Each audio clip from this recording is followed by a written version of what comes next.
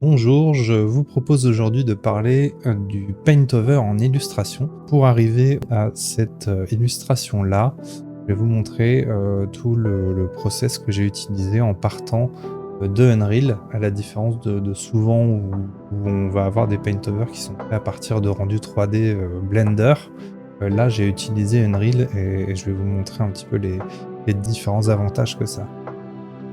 Donc le point de départ sur Unreal, ça sert un petit peu de partie sketching, puisque si on passe sur Unreal, on va voir qu'on retrouve à peu près la disposition de l'illustration que j'ai faite ensuite, mais il y a eu toute une partie conception du décor, où on va rechercher où on peut se positionner, où est-ce qu'on va placer nos différents éléments. Et donc tout ça, ça sert un petit peu de partie sketching avec l'emplacement où on va mettre le château, le lac, là où on va placer notre caméra, où va se situer l'action, etc.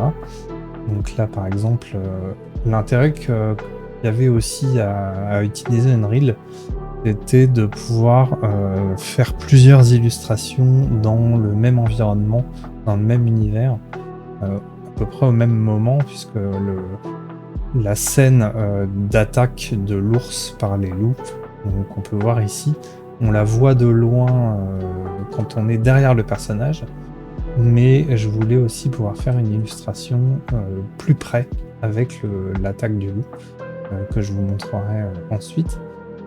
Il y aura une autre vidéo sur cette illustration-là, avec le même château derrière, le même décor, et on reste dans le même univers, donc ça permet de créer un ensemble d'illustrations dans le même environnement.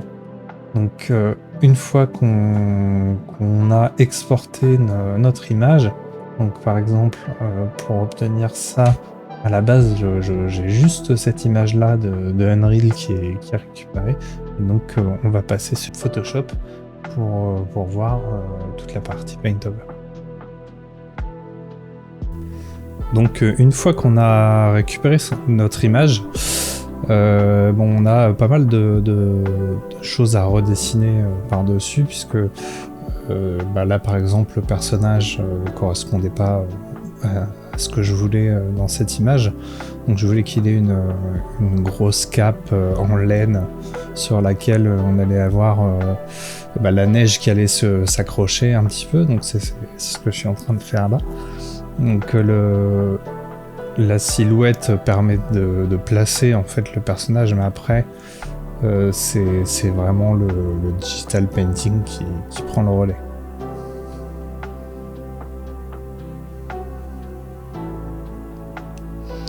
Là je me base quand même sur les couleurs que j'avais dans l'export de Unreal, puisqu'on avait quand même déjà une base un petit peu de marron avec la bonne lumière qui correspondait pour l'éclairage. Donc j'utilise les lumières qu'on a déjà dans le rendu de Unreal pour repeindre avec ces couleurs là et avoir l'effet qui soit directement dans les bonnes teintes de couleurs. Là par exemple on voit que je rajoute de la texture pour avoir un effet de laine sur la cape et la capuche. Alors il y a toujours cette branche qui va m'embêter et que je vais finir par enlever.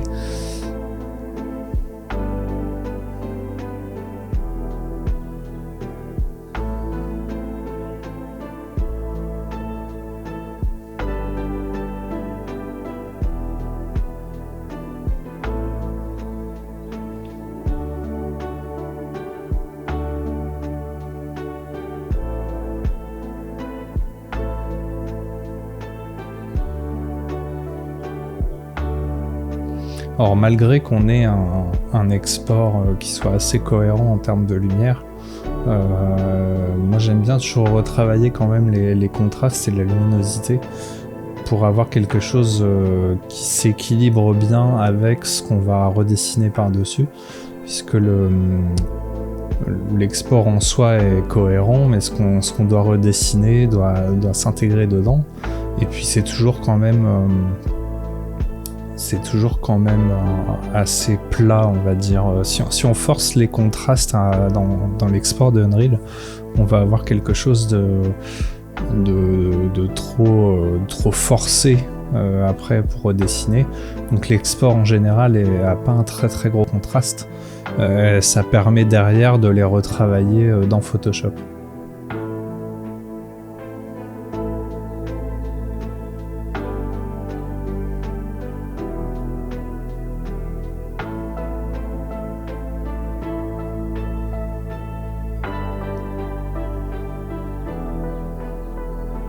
Donc, comme c'est le personnage qui est le point central de l'illustration, c'est sur les vêtements, sur le pli des tissus, sur la neige qui s'accroche dans la laine de la cape que j'ai le plus passé de temps, parce que c'est là que le regard va se porter en premier.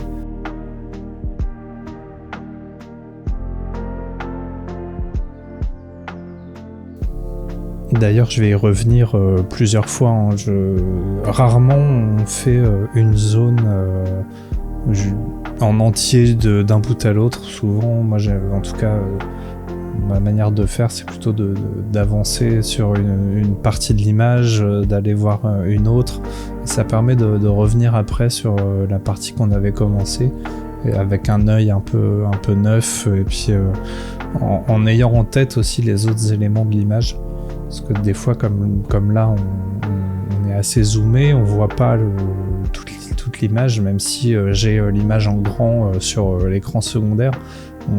On n'est pas toujours constamment avec l'image en entier, et l'idée c'est de garder quelque chose de cohérent dans son ensemble, donc de graviter un peu dans les différentes zones de l'image et d'avancer un peu en parallèle comme ça. Moi, ça me permet de garder une certaine cohérence.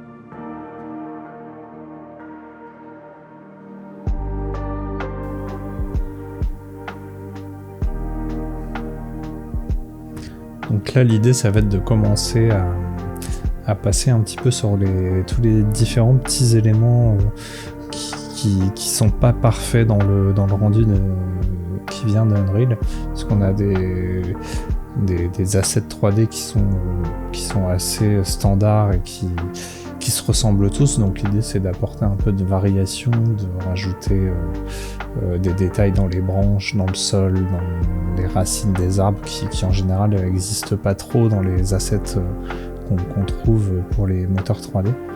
Ou alors il faut des assets de racines qu'on rajoute, et il faut ensuite faire le lien entre les différents éléments.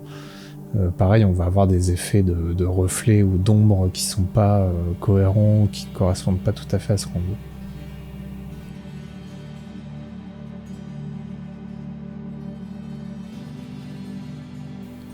Donc là, je vais utiliser un petit peu de photo bashing pour les bordures du lac, puisque le rendu 3D de l'eau est pas toujours terrible, donc il faut redessiner ça proprement. Et puis il y avait un aspect aussi de profondeur avec le photobashing, ça permettait de remettre un petit peu de cailloux, de bordures qui sont un peu plus réalistes. Bon, l'idée évidemment, c'est que comme moi je travaille sur un style assez réaliste, l'utilisation de photobashing est intéressante en fin de création pour avoir ce rendu texture qui soit beaucoup plus vrai.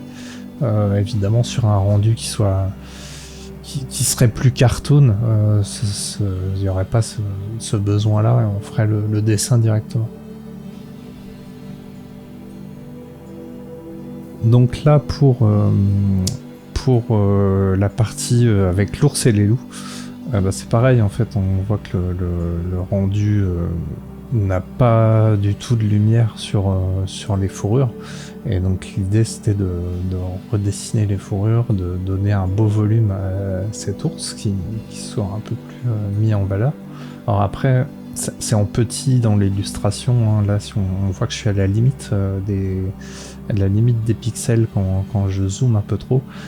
Mais l'intérêt aussi d'une illustration détaillée, c'est de pouvoir zoomer et d'aller dans les détails. Et quand on va être en dézoom, donc on va avoir l'illustration en entier, on va avoir justement un certain niveau de détail que moi j'aime bien. Donc ça après chacun fait un peu comme il veut, hein. Ça il y a des rendus qui vont être beaucoup plus rapide, plus pour tout ce qui va être concept art ou du splash art, des choses un peu rapides. Là, si on veut avoir un certain niveau de détail pour que ce soit réaliste, on est obligé de pouvoir zoomer dans l'image et d'aller dessiner les moindres petites choses qu'il y a à l'écran.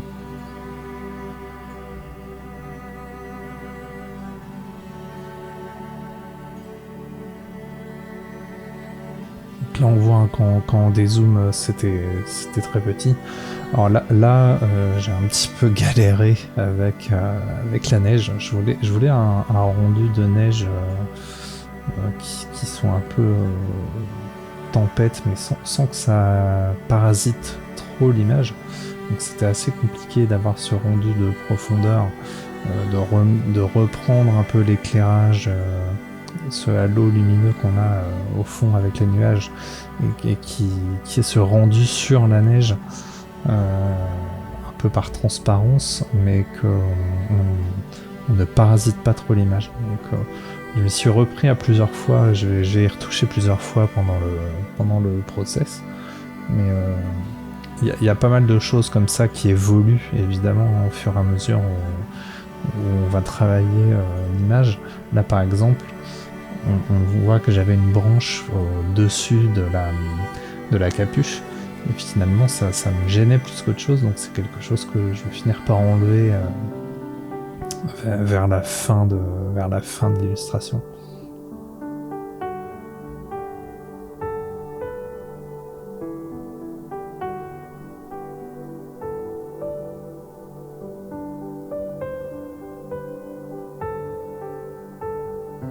Là par exemple on voit qu'il y avait pas mal de petits parasites sur l'image, donc j'ai commencé à les enlever, à essayer de les nettoyer, mais au final ces branches là me plaisaient pas. Donc il y avait pas mal d'aspects aussi dans les arbres. Là on voit que ça brillait beaucoup trop, le rendu sur les arbres était beaucoup trop flashy, donc j'ai amélioré tout ça. Les contours des arbres quand ils sont prêts, c'était plus sympa d'avoir un effet d'écorce, donc j'ai retravaillé aussi tout l'aspect écorce sur les arbres qui sont au premier plan.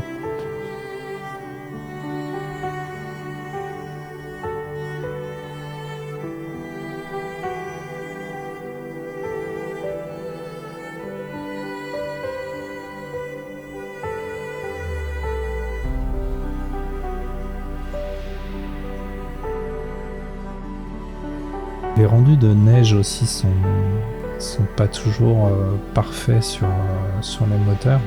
Donc c'est toujours sympa de redessiner la neige pour lui donner un peu de volume, un peu d'irrégularité, puisque souvent c'est un aplat blanc qui est calé sur l'image, enfin sur les assets 3D. Mais ça n'a pas de rendu vraiment de volume. Donc c'est une partie qui est assez sympa de refaire un peu ce volume, cette dispersion un peu de la neige qui s'est agrippée sur les branches, sur les troncs.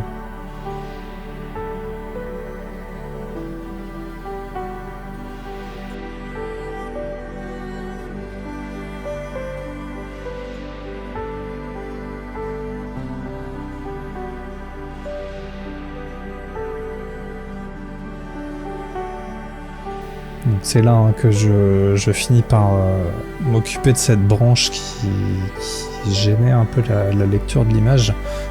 Quand j'ai fait le rendu sur Unreal, je trouvais ça sympa aussi que la végétation soit un petit peu comme ça placée naturellement et que le personnage soit un petit peu en dessous de cette branche et qu'on n'ait pas un personnage clairement découpé avec le plan derrière. Mais au final, ça gênait un peu trop, je trouve, la lecture, et j'ai préféré enlever les branches qui avaient été générées par le rendu et retravailler avec des branches plus détaillées, avec une belle neige dessus brillante. Donc là, j'ai utilisé un petit peu de photobashing aussi, comme c'est les éléments qui sont très près, j'avais besoin de détails. Donc la branche de base, je l'ai réutilisée comme ça, et j'ai repeint un petit peu toute la neige par-dessus.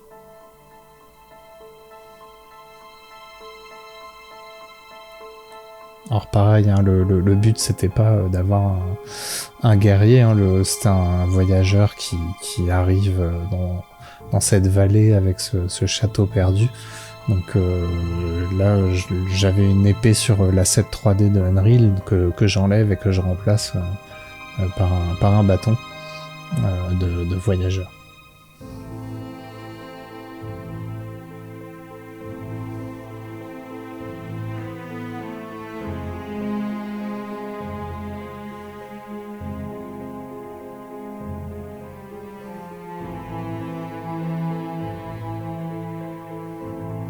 Donc là, au départ, j'étais parti sur ajouter un corbeau sur le bâton. Donc ça devait être un vrai corbeau, on va dire. Mais je voulais pas que le personnage ait un aspect trop druidique.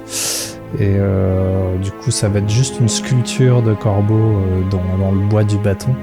Mais c'est pas un vrai corbeau qui aurait donné un aspect peut-être un peu trop fantasy à l'image. Alors je voulais garder quelque chose de peut-être un peu plus médiéval, sans le côté trop fantastique.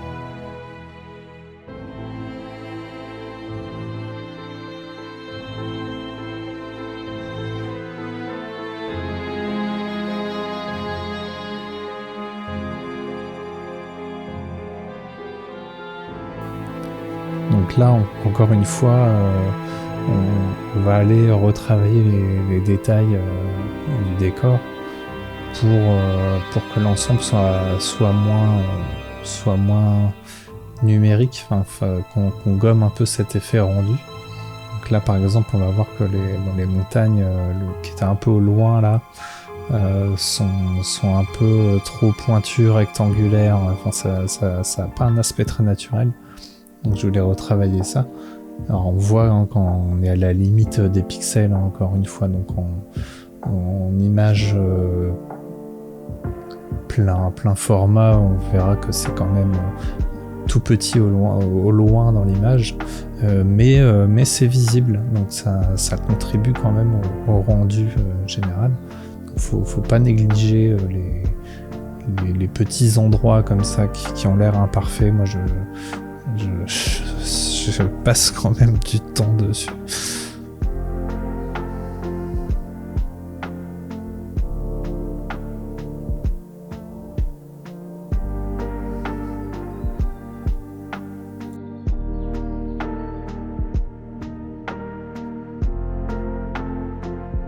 Donc là, comme je vous avais dit, j'essaie de gérer cette neige pour pas qu'elle parasite trop l'image, mais qu'on se rende quand même compte qu'elle est là.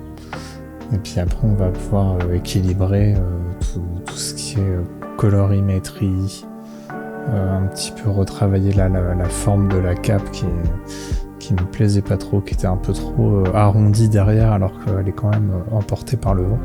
Et puis je voulais qu'il y ait une masse un peu plus importante sur les épaules. C'est tous les petits détails de la fin qu'on améliore. Les brins d'herbe, voilà.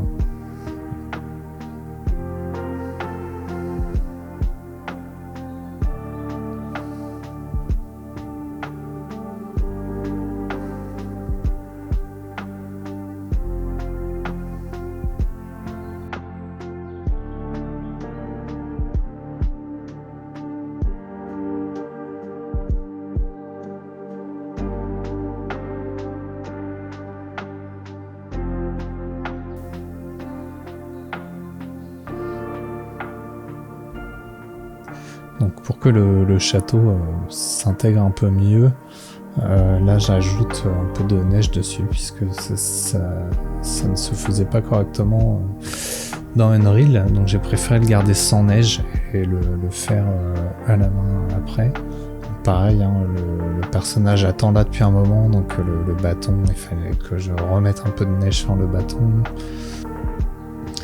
Alors là par exemple j'avais fait un aplat pour travailler dessus et c'était un peu une erreur puisque le fait est que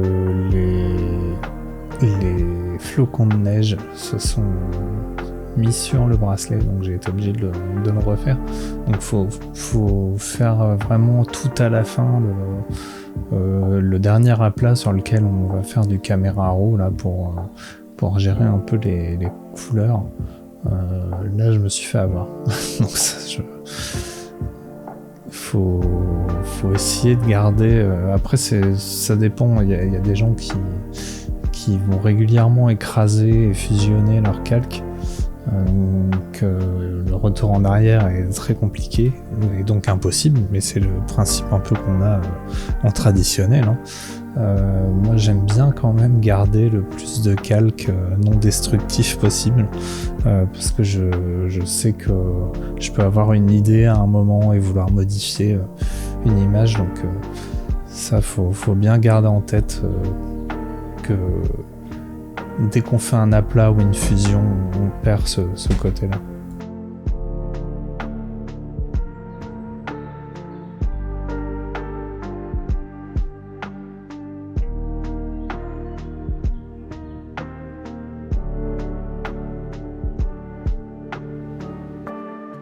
Donc là on est sur les derniers petits détails, notamment sur le bas de la cape qui était très droit et pas très abîmé. Là comme on est quand même sur un voyageur qui a fait un long chemin dans la neige, mais forcément la cape doit avoir ses marques un peu qui racontent aussi son histoire. C'est bien aussi qu'il y ait des éléments de l'image qui racontent un peu l'histoire des personnages, ce qui se passe. Bon là, il n'y a pas énormément de choses, mais ça rajoute un petit peu de détails. On voit que c'est pas tout neuf, que c'est pas un personnage de la cour qui vient de sortir du château. On se rend compte que c'est un voyageur qui a passé du temps dans la nature. Voilà ce que je pouvais vous dire sur le Paintover en utilisant Unreal. Merci de m'avoir écouté et si ça vous intéresse, n'hésitez pas, hein, comme vous le savez, à suivre, commenter, nous donner votre avis et des sujets éventuellement que vous vouliez voir et que vous avez pas entendu ou que j'ai pas abordé, ou que l'utilisation de moteurs comme Unreal. Donc n'hésitez pas à me le faire savoir en commentaire et puis je vous dis à la prochaine vidéo.